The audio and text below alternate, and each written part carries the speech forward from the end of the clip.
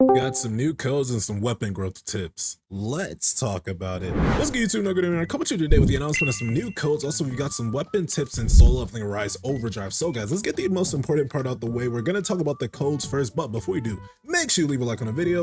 If you're new, go ahead and subscribe to the channel. Turn on post notifications to miss a live or an upload. And of course, you gotta support your boy on the Netmarble website because this is actually where the codes are. So the three codes are as follows. We have Essence Stones times 500, along with some Hunter Mana Power Elixir times 15.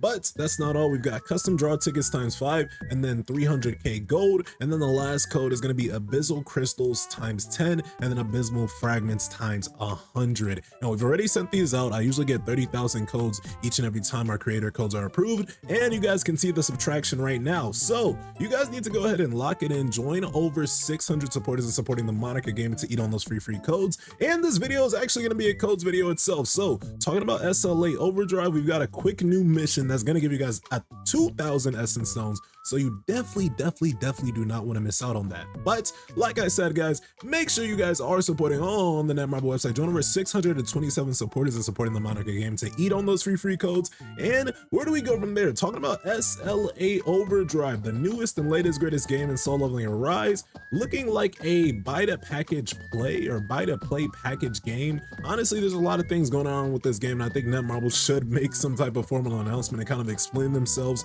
on what's really going on here, but it looks like they don't want to really explain it and instead give us a video to make as creators. But let's go ahead and do that anyway. All right, so you guys want to become stronger, better weapons of course going to be the answer. Now this is going to be specifically tailored to the assassin class because I am assassin type, and when it comes to making weapons, guys, you have the ability to make either hunter weapons or Sunjinu weapons. Right now, personally, I probably would recommend that you guys focus on your Sunjinu weapons unless you do main your hunters instead of your Sunjinu. Now let's go ahead and just look at the weapons we have available to me right now. It's going to be in the dagger section, and of course each and every weapon is going to pertain to what class you main.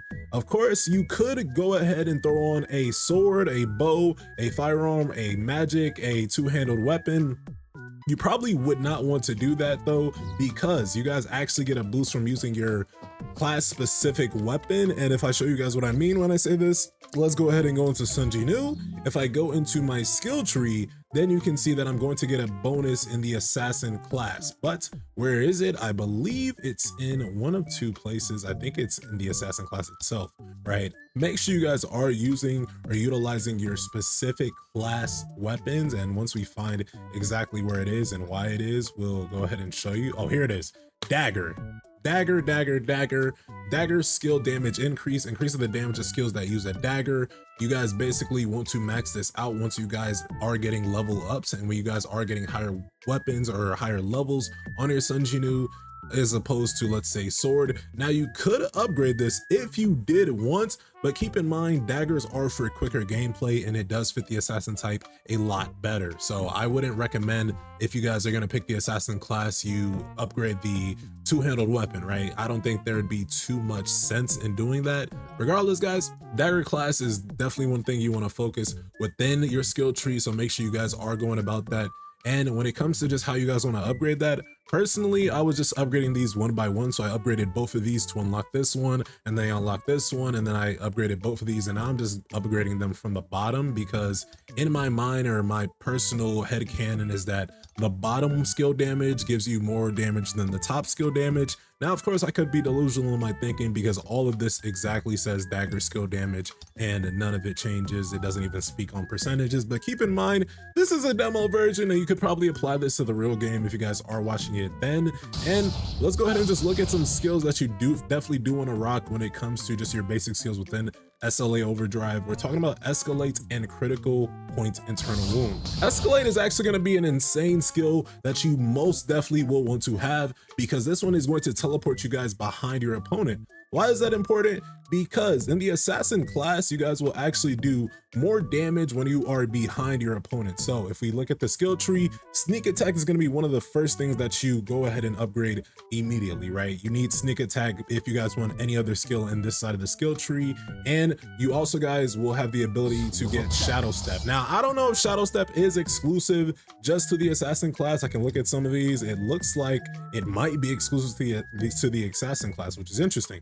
regardless, guys, you will have the ability to get Shadow Step immediately, and then you will have the ability to get Ambush 1 almost immediately, right after using Cutting Rush.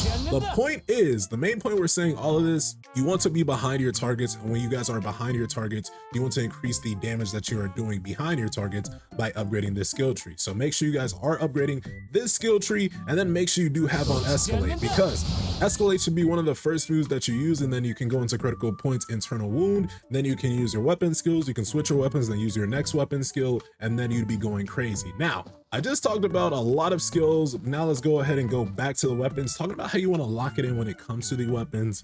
Honestly, you guys will get Kasaka's Venom Fang pretty early on, and then once you get Kasaka's Venom Fang, you want to play out some dungeons. You want to get the materials that's going to get you guys the next upgrade, which would be Kasaka's Venom 2. How you guys go about the materials, you want to look at what you need, right? And after you know what you need, let's go ahead and go up to the world map.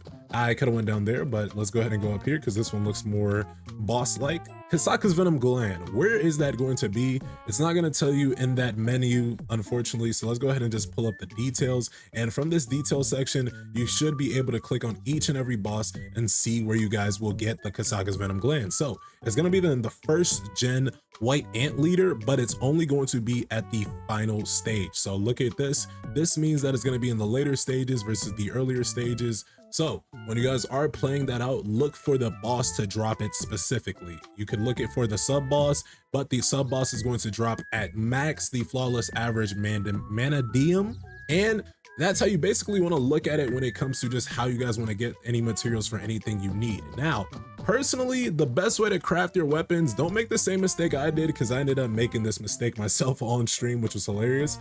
I thought after I unlocked the Night Killer 1, I should go ahead and extract the Night Killer 2 or create the Night Killer 2.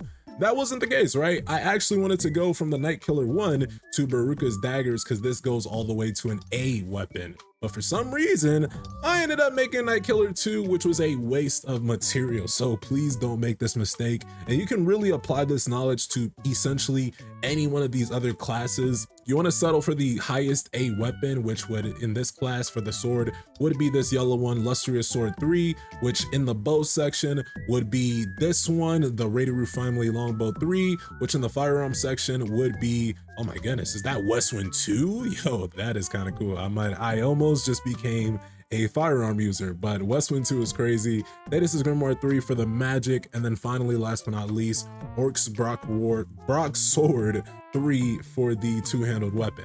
That's the best weapon in each and every category for Sun Jinwoo, so make sure you guys are grinding up into that. And how you guys want to go about that, you're going to craft Kasaka's Venom 1, you're going to craft Kasaka's Venom 2, go to Night Killer.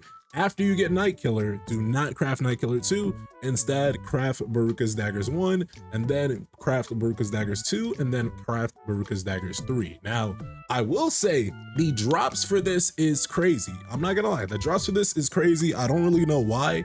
It is very, very hard to drop, and I don't even like doing co-op anymore because I feel like co-op takes longer. So personally, for some of the missions, guys, I will recommend that you guys actually go about it solo. Now, which missions is that going to be? We're going to talk about that in a second, but let's look at some things I might need for the Baruka's Daggers 2, because I already have Baruka's Daggers 1 because it says ×1. So next in line for me to craft is the second to last weapon, the second to last best weapon, and that's going to be the Daggers 2. I need ceremonial accessories. Let's go ahead and find out where that is going to be on the world map. I want the ceremonial accessory. I already know where it's going to be, but let's go ahead and pull it up. It's going to be in the Blue Spirit Golem, and let's go ahead and look at the details. So I'm going to only be able to get it at the final boss, but I do want to note that this is a purple gate, aka a dungeon break, and when you guys are in dungeon break gates, you will have the ability to have a team fight battle. So I won't be alone when I go into this team fight. I'm actually going to have